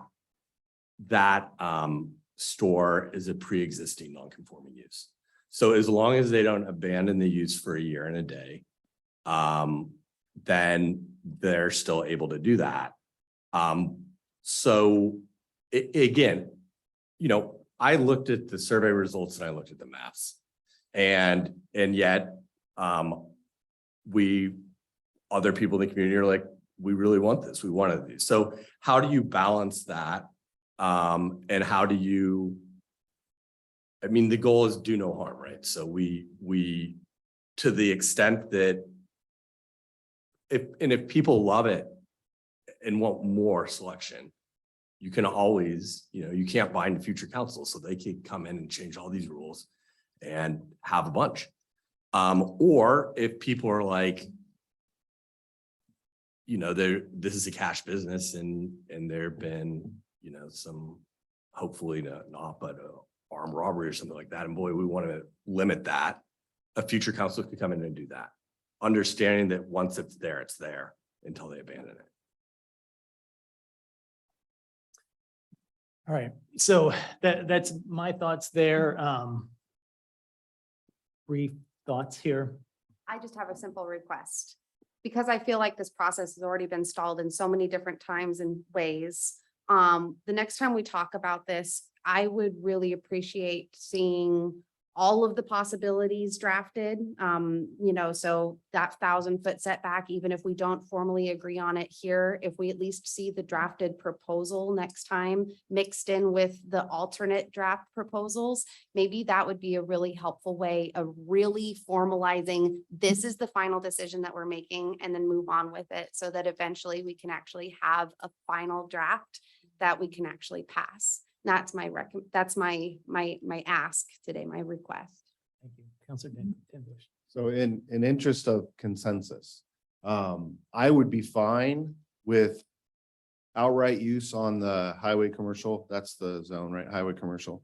And the one store in the downtown area, if we could guarantee, if we could word it to where we're not buying a lawsuit and using your words. If there's a way to do that without buying a lawsuit, as long as we have the opportunity to have a second store somewhere, I would be okay. I would be fine with that option. I just don't want to subject the city to potential lawsuit. Right, and if we were to receive the notice of a lawsuit, then you guys could amend the code, and it would be to return it to how it is today, and it would be a moot point. So it's really not in someone's best interest to sue the city when what the city's trying to do is provide them with flexibility in order to have a use that's not currently allowed. Which was one of the interesting things that I thought when I got this is, okay, well, the city is trying to find a way that people are comfortable enough with in order to get to something that someone is advocating for. And so to then say, and we'll sue you, probably makes it less likely that the city will then do that because again, that's not usually how it works. Great. All right. So the timeline on this is going to go, the planning commission continued they asked questions of the council for clarification, continued their hearing. On the 22nd, they will finish that hearing and make a recommendation to the council, which then you will have your public hearing, which is continued to the 26th. So it will be coming back. We will try to. Maps, what we need is We maps. need maps and we need, it sounds like where we could come to the consensus is if we could start with one somehow to figure out how to zone that. And then how to choose that one. So it's not as subjective. Is it just a first come, first serve? And you evaluate that. If it doesn't look good to you or you don't get, they cannot approve a conditional use. Correct. And you'd go to the second application that you'd received. But if that first one gets approved, then it would, you'd set up, okay, where's the buffer zones now and what can we do next? But to try to limit that to where we would potentially just have one to start with for reevaluation at a later date. At least we'd be moving forward with something. Great. All right. Thank you. Okay. Thank you for being our thinking partner with this as well too, Peter. And fielding our questions. And thanks you guys for all your input as well too. I'm glad we can be making some progress on this. Next. Okay, yes. What is next? Committee appointment. Committee appointments. All right, so. Yes. Yes. We've got a request for a 5-minute break. All right. Is that good with everyone? Okay, 5-minute break. Okay. and we'll be right back. Thank you.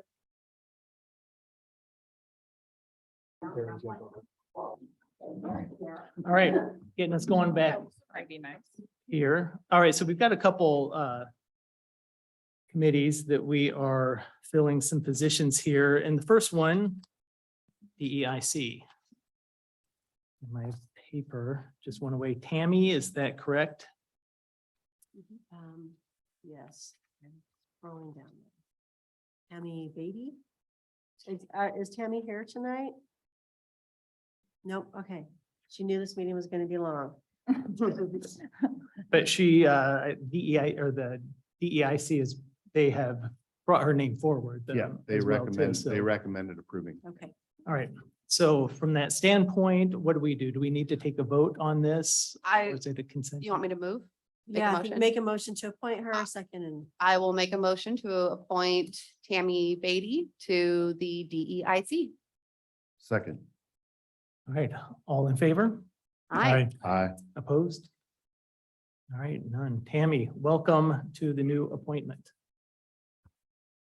The next one here, Traffic and Public Safety Committee. We need to take a step back on this one. Where there are some issues concerning or that are going around that have brought up concern for some people. And I believe, I don't know, Peter, if it'd just be good to defer to you right now, but I think it would be better to table the whole group here until we can get some answers resolved and some things addressed. Yeah, I mean, I think we need to be very careful that this process is fair to everyone, and we need to be very careful about rumors and innuendo, and if there are any, we need to know what the facts are so that people are on the same page and can make an informed decision. And so something was brought up to me earlier, and I think that our city staff with a couple of phone calls can get some clarity. And then we can figure this out so that we have kind of hard facts versus maybe some online rumors. And so I recognize that people are probably here tonight and we're excited about this process. But particularly since this is a public meeting and we're broadcasting it, and I think some of these rumors and innuendos were coming up, I think we need to step back from that and make sure that we know exactly what the story is. That would be what I would suggest. So I would suggest you table these votes, not everybody on this committee, because again, we want it to be very fair and transparent. Table that. If you want to move forward, we can. I can't advise you on legal risk if people make allegations, because I don't know whether those allegations are true or not. And I strongly believe that we need to be very fair and careful about people's reputations and what might be said about them in a public meeting. Okay, so what do we need to do then? I guess I'd need a I motion. move to table the appointments to the traffic safety, I'm looking, and public safety committee. I move to table. Do I hear a second? I'll second. I guess discussion. Well, we still need two more too, right? Don't we? yes. A Yes. committee of 7, Mhm. correct? And So we maybe have- that will give some time for two more people to step in. Yes, I know. I think we might have received one today and then one this evening. And so I think if we table this till the next couple of weeks, we can clear things up and hopefully have a full And then committee. potentially have a full committee. Okay, I mean, that other would be- discussion then regarding the motion? Counselor Lickey? Oh, I'm willing to go with the motion, but I think this thing has been put off. And the purpose behind it, I think, is actually outlandish to push it off yet again. I'm willing to go with it as long as we can commit to having this decided by next council meeting. Yes, definitely. I appreciate the time to clear up anything, any questions that I have on this, so. So we'll Okay, bring it back at the 26th. Hopefully we'll have 7. we need a vote. Oh, okay. yes. Any other discussion then? Are we ready for a vote? Okay, all in favor of tabling Aye. Aye, opposed? All right, great. Passes. We will table this and do our work on this. Thank you. Next up, we have, I've lost my agenda. Community group sponsorship. Community group sponsorships. Thank you. And Melanie, are you? Yes, I can speak to this. I will say, Sadie she did all the work on this as far as putting it together. Thank you, Peter. Hey, Thanks, Peter, Peter. actually, can you Thanks, stick Peter. around for a minute? I got a question for you on this. Sorry. It's your I time. didn't mean to step out. Just wanted to walk out. Yes, okay. Yeah. Okay, I'll speak quickly then. So what we're looking for is, the city has, for several years, included annual funding for community organizations that are nonprofits in the community, because we know that nonprofits in this community and all, like they do a lot of good work. And they keep a lot of things going in the community. So we've had a process where they complete an application, it's reviewed by the budget committee, and then they are awarded their grants. But we would like to have starting with this year, have the council review those applications and also provide feedback on the program, such as the questions that are in the discussion section here. Is that, like, should we continue to include $20,000 annually for this program or a different amount? What amount are you comfortable with? Do you want to make any changes to the policy that we have? What we'd like to do is have them submit their applications in, so we'll put the funding in the budget. And then once that is passed, the applicants can apply in the month of August. And then the city council would review them in September, and then we'd get the funding out to the groups in mid-October. That's what's being proposed. If you have other ideas, please let us know. And are you comfortable with the current application? Do you want changes? And if there's also, like, if you want to give us a limit on how much people can apply for, feel free. We just want to get your feedback as much as possible because we kind of just have this standard program right now. I'm pretty comfortable with it, but if you guys want to make changes, go ahead. Let us know how you want to do. All right. Counselor Lee. Just so we can get Peter's question for Peter out of the way, can I jump in? Yep. I guess, Karen. So this isn't directly it's kind of a table off of that one. Recently, there were some issues with something that happened in the city lately.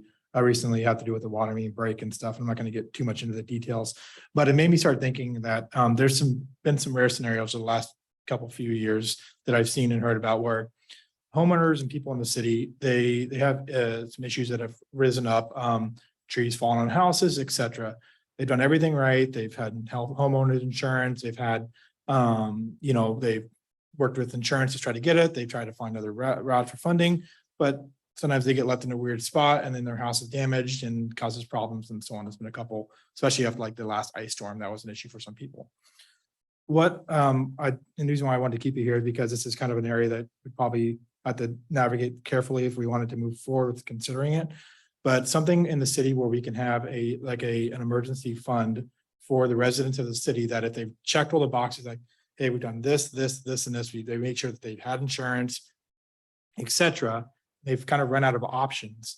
So you're proposing to have some sort of emergency fund. So as part of this, you're proposing, can we have some sort of emergency, whatever? Exactly, it'd fall into the small grants, kind of like, it's kind of somewhat of a grant program would go to a homeowner, then it, maybe have a validation that they spent the money on what they're supposed to spend the money on or something, rather than having our citizens, it's something, a chance for the government to kind of get back to them when they're in their worst times type of thing. So, and the limitations, what we can and can't do with that. That's kind of why I wanted to present that to you and see what you had to say, Peter. Yeah, so surface water is something that's not really well understood by folks.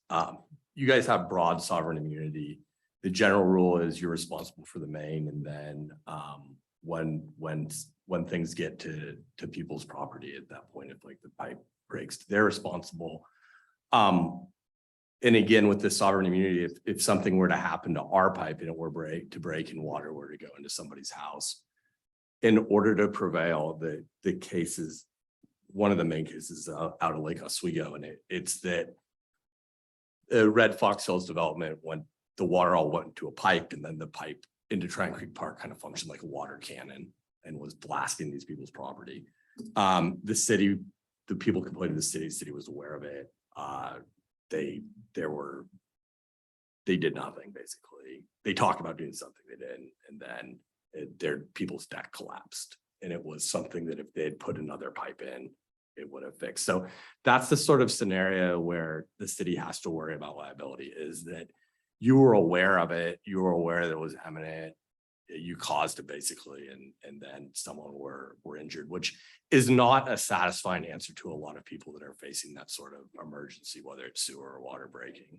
So yeah, you could set up some sort of program. I don't know that would be there would be any legal issues with that. When you gave out grants, that would be setting a precedent though. So and the rule with surface water is when it's on your property, you're responsible for it. As soon as it goes onto someone else's property, they're responsible for it. So we'd want it to be very structured. We'd want it to be kind of, and the other thing too is that if they make the claim with their home, my experience has been if they make their claim with the homeowner's insurance and the homeowner's insurance gets in touch with our insurance, usually our insurance will try and work with them. But if you're looking at this in the vacuum, they need to apply, the rules, which would be, and Melanie was like, I'm really surprised. I'm like, no, that's the rule is they're responsible for it once it hits their property. But usually our insurance tries to be they try and do what they can. If they're working with even after they've denied it, if they're working with another insurance company because they want to try and make people whole.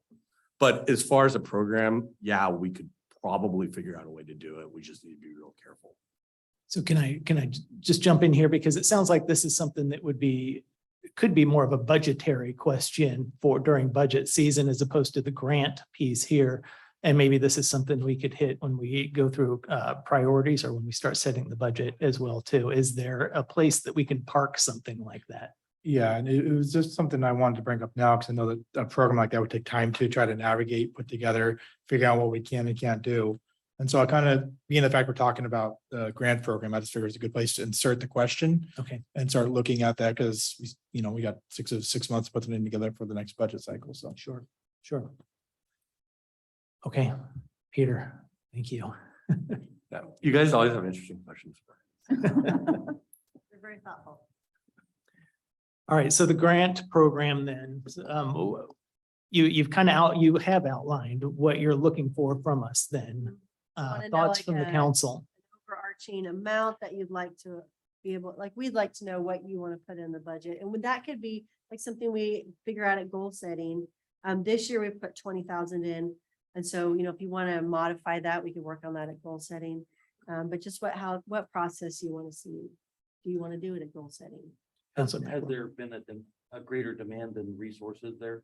You guys run out every year and there's people left with good ideas that are short on money? Usually, because we used to only allocate like 12,000 and then everybody would apply, and then we kind of give everybody a little bit of what they asked for to try to touch all the different organizations that were applying. So then one benefit of growth is some additional funds. So we were able to bump that up to 20, and that's there's always, I think, going to be more organizations to apply, but that pretty much could cover with the top limit. We limited, I think $2,500 was the top limit anybody could apply for. And some organizations don't, maybe youth basketball wants to apply for $500, or Safe Act usually applied for $1,000. And so it seemed to work out at this point, but is that how you guys want to look at it? And I think that's a great question there as well too. So it sounds like it's met the need, but the need has grown over the years, but we've got the capacity since we are a growing community. And Sadie also included some other cities, like the city of Tualatin, which is much larger, sets aside 40,000, Toledo. She didn't put a specific. number in Newport's there. 20,000. No, and then. Beaverton. Beaverton's a lot. Beaverton's big. That's huge. 300. Counselor They can- Lickey. So when I saw the question and started looking at it, my thoughts were, instead of just counting the amount, is figure how many we'd want to try to help. And if 25 is what we usually would do for a max, and we want to say we want to help 10, up to 10, organizations, that would be $2,500. And if those organizations apply for it, but they don't apply near as much, then it leaves extra to add more organizations. Mhm. But, I think would be looking at what are we trying to reach? I think it's a good question is, how many average organizations apply? Right, so seeing that list of organizations that usually gets funded would have been helpful to you tonight, in hindsight. Yeah, so if you want, if you want to continue to talk about it, we can do that. We could bring you back the organizations that usually apply. But this year we do have 20,000 in this year's budget. Are you comfortable with if we have people apply, bringing those to you and having the council have a workshop and decide? I know it seems so arbitrary, but So looking at what the different cities do, Newport, it's unclear what they do, if it goes to council or if it goes to a committee. Millersburg goes to the council, Beaverton, public committee. So they've got a public committee that meets and then makes a recommendation to the council, Tualatin Council, City of Toledo. They've got a contribution committee that makes a recommendation to the council. I'm fine with it this year. That we have a workshop or whatever, but I don't know, I'd like to hear thoughts on having a committee that would make a recommendation to the council. They'd get it out of our hands. We could be the final review and have a look at things. Counselor Tinbush. In the past, it's just been city staff that's made the decision. Is that correct? we've, Because I don't remember ever voting on or ever doing it. It's always shown up as some sort of like a consent agenda item and they'll show us all the applications, but I've never seen any like supporting documents submitted with those types of applications. And they pretty much just like laid out that these are all the people that applied for the grants and we can approve them all. Do you approve? And we've been like, I guess we approve because we can. I And that's think, what's been happening for the last 3 years that I've been on the council. I I think just, prior- I can't remember it. I think prior to that, it goes to the budget committee. Yeah, and we just staff tried to just make it work. Because we would ask for applications like in March or April and see what came in. And then it's like, okay, how can this work? And I think Sadie and Denise tried to work it out so that everybody could be covered to a certain I know I've extent. been part of the application process, being part of a nonprofit, but like I said, I can't ever remember because I was always ready to recuse myself, Oh, right. and I just can't, I don't remember seeing it, but. It's always happened at the budget committee. In fact, if you go back and look at any of the past budgets, those big thick budgets we get, I think they're all in the back. Like there's actually a section where it shows where, who applied for all these grants. Large document. Yeah, it is. It's really big. So but I remember going through a process was it tourism dollars? Maybe this is something different. That was the tourism dollars that used to come in, and there was a committee that would look at awarding those grants. I can't remember what it's called, and we don't get that anymore. Okay, so that was a different process. Yeah, that was different. But I know I talked to a friend who in Tigard, and they have, they like kind of divide them up between social service groups and community events or something like that. And then they'll have like a couple budget members and a counselor review one and a couple of budget members and a counselor review the other ones and make the budget. So, you can do whatever you want. We like to make it easy on you, but we also like to not just be arbitrarily doing stuff. All right, Counselor Leakey.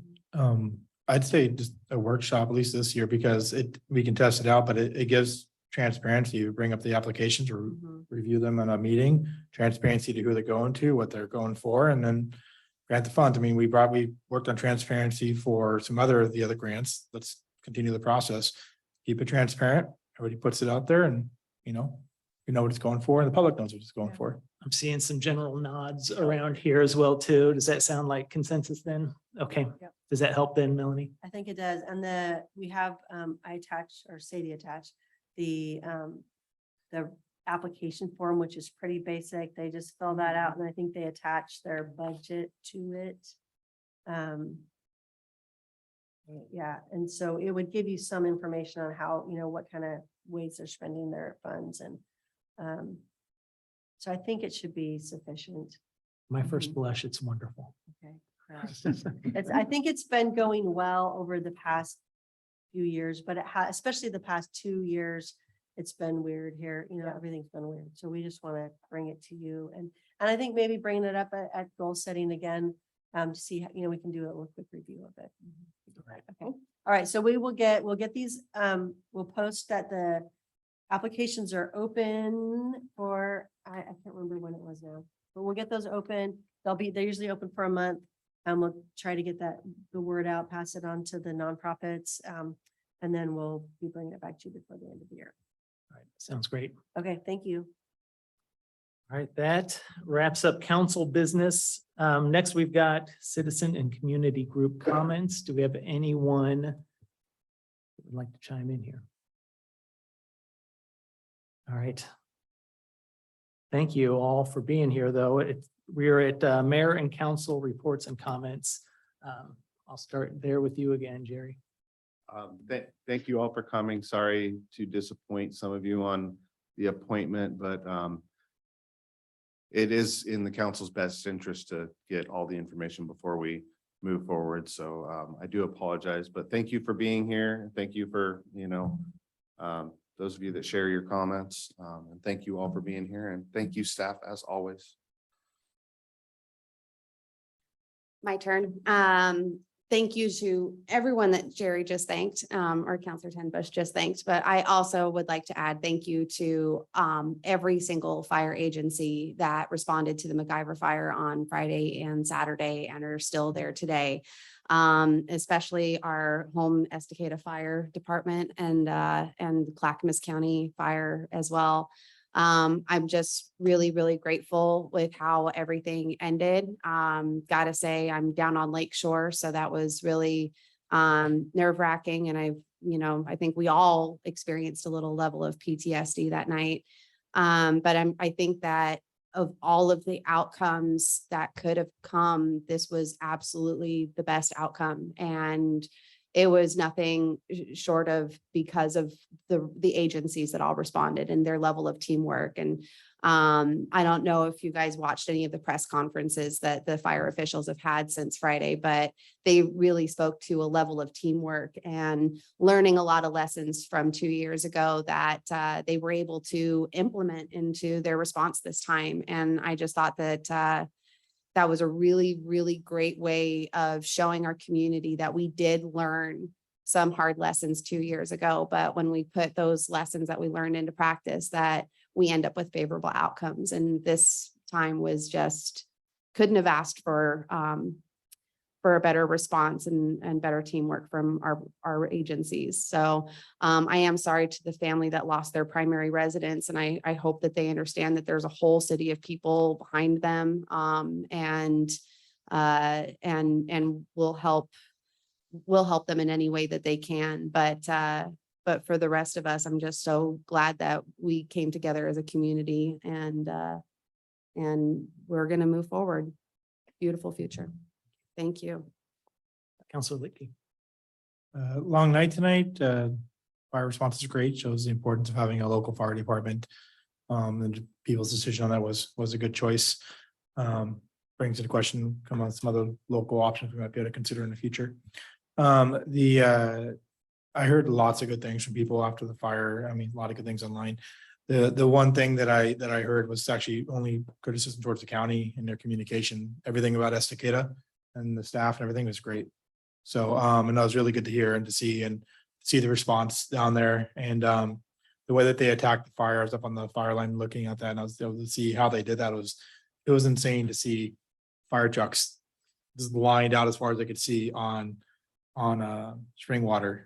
And the way that they did it was just night and day from what I experienced during the 2020. So massive kudos to them. Massive kudos to ECW too, because they did a lot of communications and I saw a lot of good things about that online. And then shout out to Lawler, who opened up for animals out there. So And so, yeah, other than that, that's all I had. Counselor Hughes. Well, thanks for everybody for coming out tonight and sticking around for another long one. Appreciate you sitting here and moving along with us. Again, everything that Counselor Dunsmere and Counselor Key had to say about our local fire department this weekend. I mean, I can't really add more to it. So just that I'm very grateful for what we do have in our community. And one thing I really appreciate, I try not to go on Facebook very often, but in times of crisis, I do. And so just looking online and just seeing that communication was better. Also, it was very encouraging to again see the community coming together and just kind of setting aside differences and acting as a community. And it was nice. It was nice to see that. I appreciate the communication from Melanie, texting me and letting me know what was up, and yeah, just night and day from the last one. And I really appreciate this. Appreciate that. So with that said, JV team won their game tonight. So go Rangers. So my family's ending on a happy note, and we'll see everybody next time. Thank you. Counselor McElroy, this is up to you. If you want to have 2 cents and not here. I appreciate everyone's patience on me coming in kind of midstream on some of the things that you guys have been working on for, sounds like a considerable amount of time. Appreciate your patience on that. I'll try to get caught up on a lot of those things and be better informed on some of those. And thank you, everybody, for coming. Appreciate you. And looking forward to working with all you guys. All right, super. Yeah, welcome. Glad you're part of the group here. And all I could do is echo what the folks have said here. It was a great outpouring on Friday night. The great response from the community, from the officials, from the volunteers, everyone. Thank you so much. And I gotta give some credit to Melanie here, who was evacuated, yet still down here opening up for the folks to come in here so it could be command central. So thank you for doing that and for the texts and the updates. I also want to say thank you to Esticated Community Watch. I really appreciate the live streams and keeping us in tune. You guys did a great job. Thank you. I thought you did a wonderful job kind of squelching some rumors that might have been out there, but bringing the facts that you did know as well too. So thanks for that. Otherwise, public and safety, traffic and safety, to the people that put in, we will get this thing moving as quick as we can. Thank you for volunteering. Thank you for putting your name out there. We definitely appreciate that too. And with that, the rain's here, the cooler weather's here, and we will call this meeting adjourned. Thank you. Thanks.